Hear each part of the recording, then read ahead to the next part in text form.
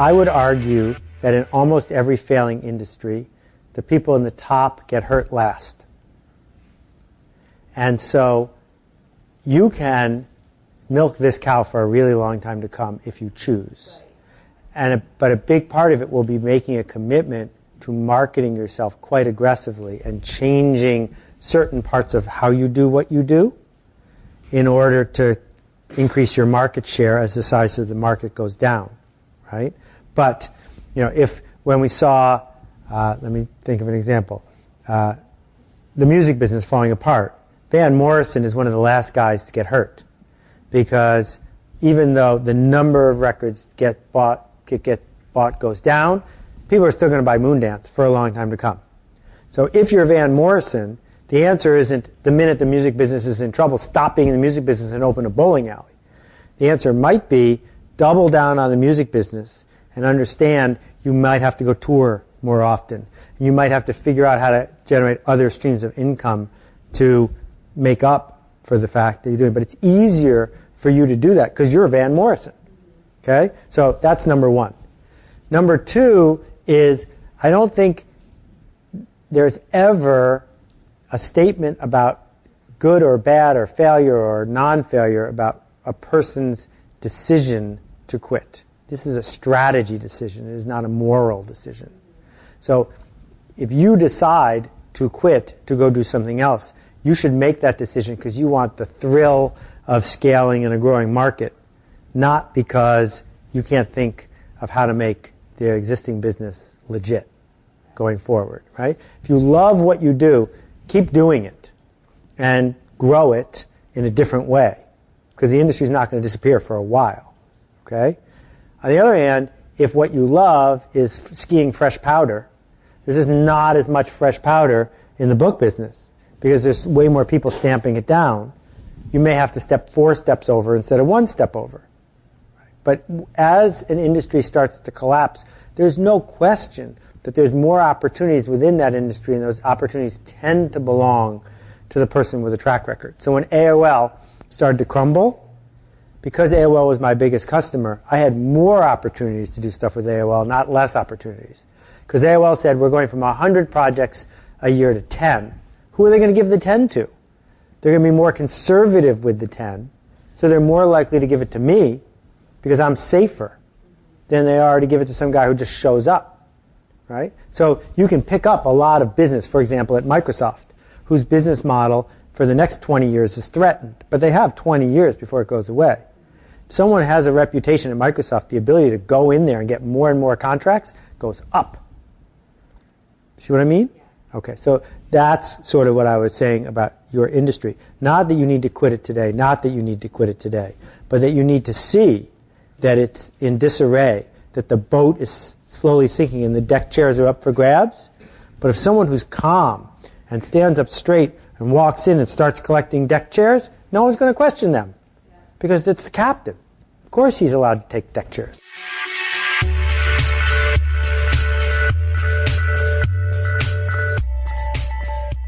No money means every time someone pays you $20,000 or $50,000, you're putting it back into growing your company. That the house in the Hamptons is on hold for a long time to come. Because what your market likes to buy is expensive stuff from cash cow leaders. Right? Your market isn't sitting there saying, who's got some new data-driven way we can analyze things and do better tomorrow? That's not what they're... So if you're an insurgent brand, which you are, insurgent brands never spin off cash. Insurgent brands always put the cash into becoming cash cow brands. And then after they're a cash cow brand, like Nielsen is, or ComScore is, then you just rake... I mean, ComScore hasn't done anything interesting in years. No one wants them to do anything interesting. That's why, not because they suck, because their customers suck. Well, But no, except for, okay, right, so you put the money back into it. So then how can you possibly not go out and raise the money?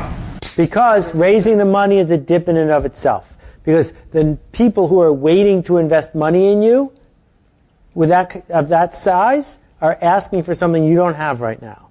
They're asking for stuff that's more locked down, stuff that's better verified, more clients, more cash flow. They're not saying this is like putting a flyer into a $100,000 web startup. They look at the kind of people who have come before you, and every one of those businesses has been boring, straightforward, and accountant-driven. Right? The guys who built SoundScan, the guys who built Nielsen, the guys who run the New York Times bestseller list, those are all companies run by accountants. They're not run by some guy who's a wild-eyed visionary. And so the kind of person who's going to fund you isn't looking for a wild-eyed visionary. So all I'm saying is if you're waiting for the $2 million, please go prove me wrong. Go raise the $2 million. I know there's no waiting for $2 million. Right. So if you can, go for it. I'm just saying I would rather see you do your dog and pony show for customers than do your dog and pony show for investors. Because the dog and pony show is going to be very similar for both. But the customers can give you money tomorrow, and you don't have to pay it back. I think it is essential that you do not rent your friends from Facebook, right? That you need to have a direct, controlled connection between you and your friends, and that group of friends has to get bigger. That first circle has to get bigger. And email is the best tool I know, but if you find a better tool, that's fine. That if we look at Twitter conversion versus email conversion, when you send out a link, email 10, 20 times better. 10 or 20 times as many people will click on a link in an email than click on a link in a tweet. So if you build this connection where 100 or 1,000 or 10,000 people want to hear from you by email, that is your asset going forward. What I have found is when everyone can have their own TV show, and when everyone can have their own radio show, the equivalent online, it's really easy to decide to become the invisible, no personality conduit. So it's just showing up every week, but it's really me or Dan or Simon, not the host who's saying something interesting. The problem with that is those people aren't really adding any value in the world because the reader already knows where to find me. These people aren't showing the guts to say, I have a point of view, I have something to say, and every once in a while someone like me shows up, but what's really the future isn't that we need more Charlie Roses, because we don't. What we need are more people who actually have a point of view and are worth following for themselves. So when all these people show up and say, please do this, it'll be really good for you, and I have 400 listeners or 400 readers, I'm like, I'm sorry, I don't want to be selfish, but no, it would be really good for you, because I have more than you, and I know you want me to link to it when we're done, but I could just write it myself if you want me to write it for you. So that's why my advice to Stephanie was, don't expect that the people who have come before you are going to automatically make it easy for you to have their readers. The win is to become your own distinct voice. Stephanie is 20 years younger than the rest of us. She's from a different part of the world than the rest of us. She sees the world differently than the rest of us. We're waiting for a Stephanie, not somebody who's just going to report what the old white guys have to say. Tina at Swiss Miss now has more readers than I do. So if she comes to me and says, I'd like to ask you 4 questions about your new book, just selfishly, never mind my part that I like Tina to succeed because she came from 0 to that many in no time. I'm saying, oh, that's like being asked to be on TV. I'm more likely to do that because those are new readers, more people who are there to hear Tina, not there because I'm there. So I'm honored to be asked to do that. And it's not just a numbers game, it's more of a point of view game. And when someone has a distinctive point of view, a Mark Maron or Bob Lefsetz, those people honor you more when they want to talk to you than someone who's just taking good notes.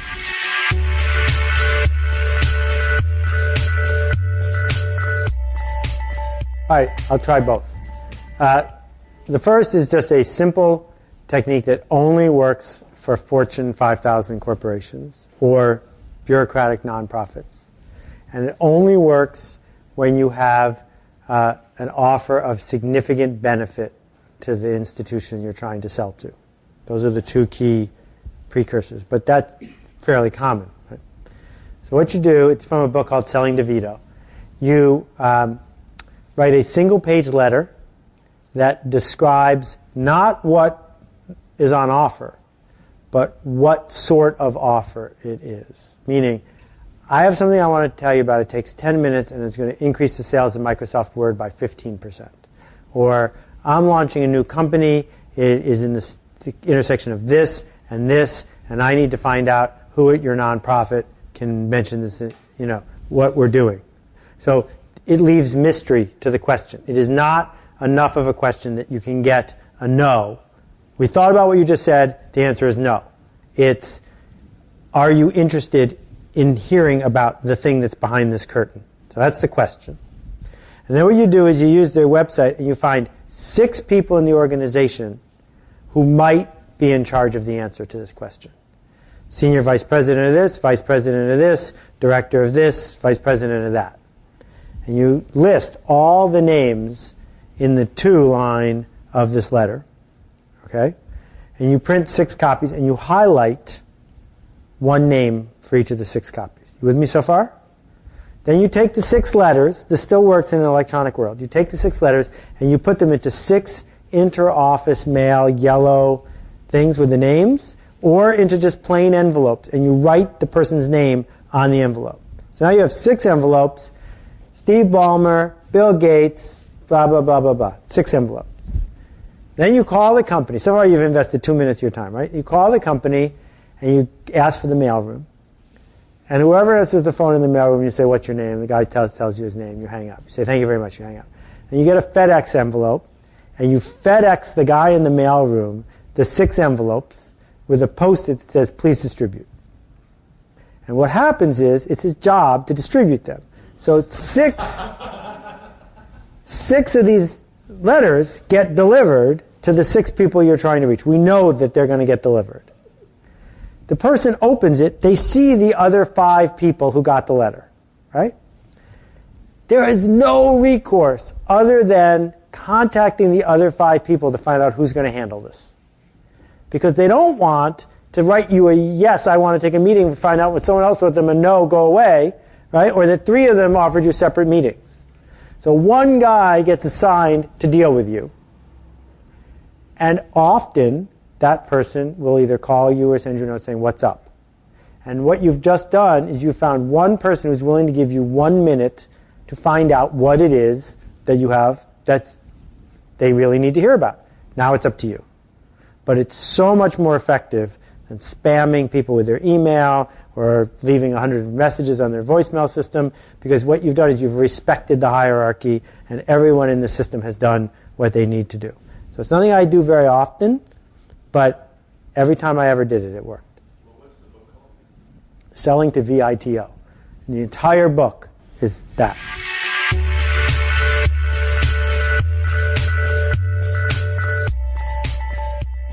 It depends on what you and your family need for peace of mind.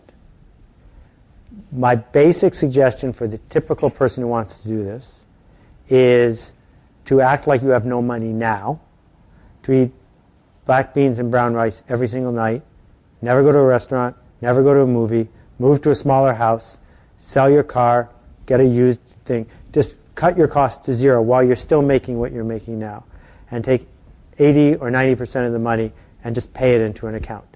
Get to the number in the account to a number where you and your spouse and your family will be happy for X number of months without any income. And it might be that you have to do this for 3 years before the amount of money in that account is big enough, right? But you're still eating black beans and rice every single night. So you're paying the price early, not paying it late. And then there will come a day when you say the combination of my freelance income, my project income, and my hope is greater than my need for this other thing I have going on. And when that moment comes, then with a happy heart, you can go and take the leap.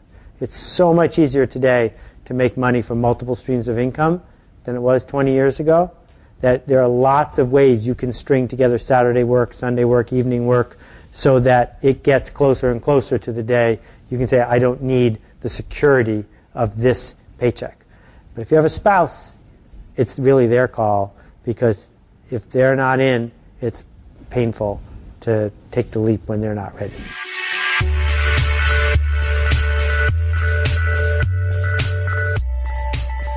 Well, I think a lot of it depends on the industry. It's very easy to imagine that the beachhead is, like when I was at Yoyodan and we signed up American Express and Procter & Gamble, like, what else do you want? We're going to MasterCard next. And MasterCard looked at that and said, we don't care. We don't care that American Express is a happy customer who wrote your testimonial. We don't care that Procter & Gamble's in. So suddenly my Beachhead wasn't worth a thing, right? Except that they had paid their bills. So it's very easy to seduce yourself into thinking there's this magic customer. I'm not sure in many industries it works that way, quite the way it used to.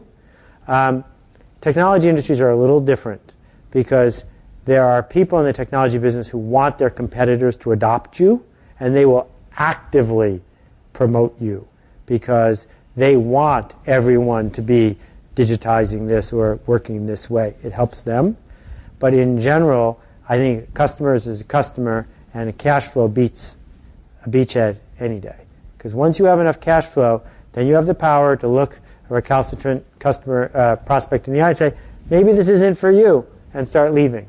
And when you say that, all bets are off. They chase you, right? They're like, what? You can live without us? Suddenly, they want to work with you. So as we talked about in the Ship It thing, you can't have a beautiful website that includes everything on the same day you could have just your blog. That one would take a year and one would take a week, right? There's almost nothing that's worth waiting the year for if the alternative is to go for a week and interact with the market. That's what I'm saying. Right? So the people who come to me and say, I've just spent 4 years writing this book, now I need to start a blog, have made a huge mistake. They should have spent 4 years writing their blog, and now they're going to write a book. Because it's the 4 years that they were silent were 4 years they didn't get to interact with people who could trust them now that they're ready to have a book. Right? For you, there's only 225 people who trust you. Your number one goal is to get to 2,000 people who trust you. And you need to start tomorrow. And a beautiful website is fine, but it's not going to be worth waiting for if you haven't already built your way to the 2,000.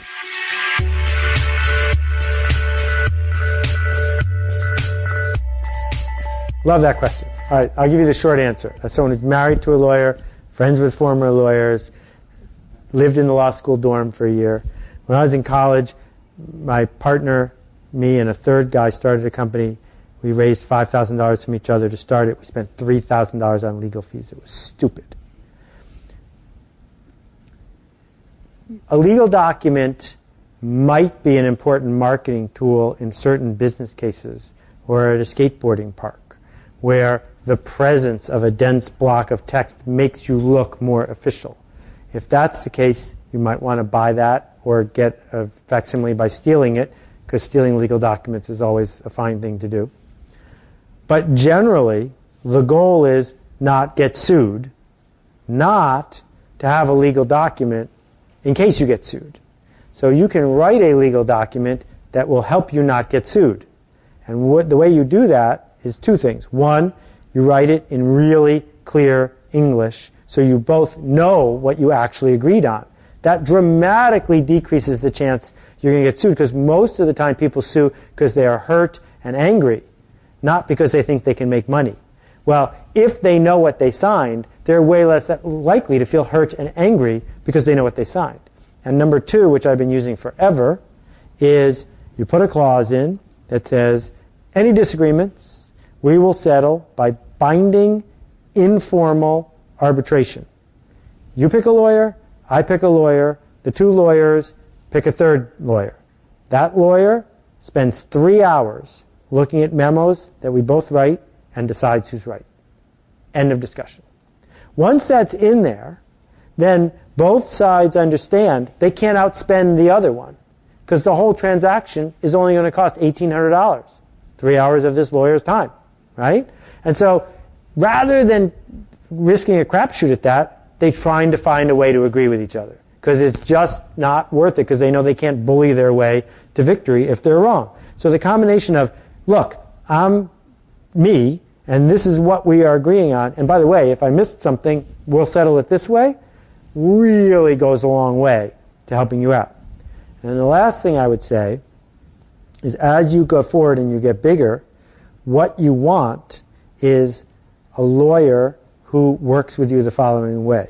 You write down what you want an agreement to do. You do all the hard work of saying what you want it to do. And then you go to the lawyer and say, all I am paying you to do is make an agreement that does this. I am not asking your advice about how I should win. I'm just asking you to make the agreement do this. And it's going to be a long time before you need what Google has. Google has so many millions of users that they have to worry about edge cases. You don't have to worry about edge cases because the combination of your handshake and your arbitration eliminates all of it. But I'm not a lawyer, and if I'm wrong, I don't want to hear from you. So here's the thing about the vast majority of imprinted junk is it's invisible. And the reason it's invisible is it's expected. So think about everybody here. How many of the people in this room did you shake hands with? Almost everybody. How many do you remember shaking hands with? No one. Because handshakes are invisible. On the other hand, if when you shake hands with people, you're going like this, right? Like, people are going to remember that for a really long time because you did something that was unexpected. Okay? So the challenge, when you came to something with only 20 people in it, you didn't expect a custom mug with the agenda on it. That's why I did it that way. Okay? So because maybe you'll bring 2 of these home. I hope you will. So when you think about how are you going to give people something that they're going to remember, right? So you could, for example, go to the bank and get 100 Susan B. Anthony dollars. Or not even Susan B. Anthony, but go to a coin store and pay $2 for 100 John F. Kennedy big giant things. And people say, what are you doing? You hand them a big fat coin. It doesn't even have your name on it. And they say, what's this? Now you have a chance to tell them a story. I can't, off the top of my head, make up a story about why you would give them a Susan B. Anthony dollar, but you could probably come up with a good one. Right? And what are they going to do? Spend it? No, they're not going to spend it. They might make it their good luck coin. In fact, you could say, always keep this in your pocket because blah, blah, blah. There is in my bag a coin I gave to every single person the day I sold my company. And there's a guy, Ted, I see him in New York probably once a year at random on the street. And it's been 10 years. Every single time he reaches into my pocket, he still has it. And he can tell me the story I told him when I gave him the coin. Okay? So the point is, it doesn't have to be some fancy thing from China or imprinted. It can be an object. It can be a popsicle stick. And you're just always giving out lollipops or popsicle sticks, and there's a story with it. And that is the icebreaker that you use to be memorable, as opposed to all that trade show junk that means absolutely nothing.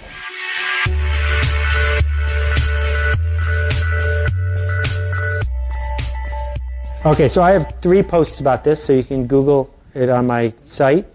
The short version is you start with 2 kinds of names. Names that mean something, names that don't. Names that don't. Amazon, Starbucks, Nike, Apple. They don't mean anything until the company comes to exist. Whereas Workflow, I'm making that one up, a company that does workflow solutions, meant something before the company even existed. If you come up with a fanciful name, it's a blank slate, and you get to fill it with meaning.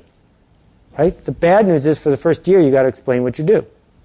On the other hand, if you come up with a name that means something, then you don't have to explain as much at the beginning what you do, and it fits into a box. The vernacular in an industry matters.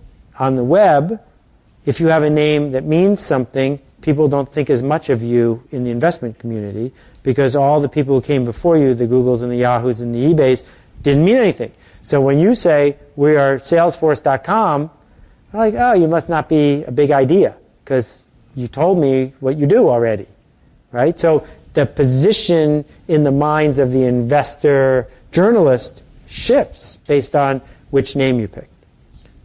Second thing is URLs still matter because a lot of people don't know how they work and know to type .ly at the end or whatever. So there's still more value for a consumer brand if it ends in .com. So then you've got to think about what can I get? Well, every English word, every one with 6 or fewer letters is taken, and I think 7 or fewer letters taken. Every single word. So it's going to be expensive, but you might decide it's worth it to go buy this. And I'm going to tell you the 10-second version of Squidoo is going to be called Fisheye. And fisheye.com was taken. A guy owned a fishing boat in the Caribbean, and I offered him $10,000 for a fisheye.com, and he said no, because it was the name of his one fishing boat. Anyway, flight got canceled. I misdirected my plans. I ended up on the Cayman Islands, teaching my son how to scuba dive. It was right after a hurricane. We're driving to the hotel. Shipwrecked on the shore. I saw the fisheye, the boat. Literally. Saw the boat. True story. But by then I already named the company Squidoo, so fisheye didn't happen. Anyway, so the easiest way to get a domain is to take two English words and put them together. Right? Red eye, fisheye, upside down, this is where the cool people hang out.com. Because length isn't your issue. Length is free. You can have it be as long as you want, as long as we can remember it. And so, again, depending on how big you want to be and how you want your customers to perceive you early on, you're going to pick a name that satisfies those goals. You will not listen to your family. You will not listen to your trademark lawyer. You will not listen to anybody who thinks they should tell you stuff, because everyone has an opinion about your name, and especially about your logo. It's none of their business. You just ignore them. That's not the point. They don't know what it's going to mean. The same way you don't have a poll before you name your kid. You just name your kid, and then their name comes to mean something over time. Okay, so on that note, we're going to wrap up for the day. You don't have to come tomorrow. I'm not promising anything tomorrow. There won't even be muffins here. But I did offer that I will be around, and I will be around. I just want to say, if I can find it, oh, here it is. The last thing I want to say to you. Where'd it go? Here it is. I made a t-shirt for my new book. I'm going to show you what it says, and I think you're all ready to hear it. This is where you need to head. You can't read it in the back. Fly closer to the sun. Nothing bad will happen, I promise. Thank you guys for coming. I'll see you later. Thanks. Thank you.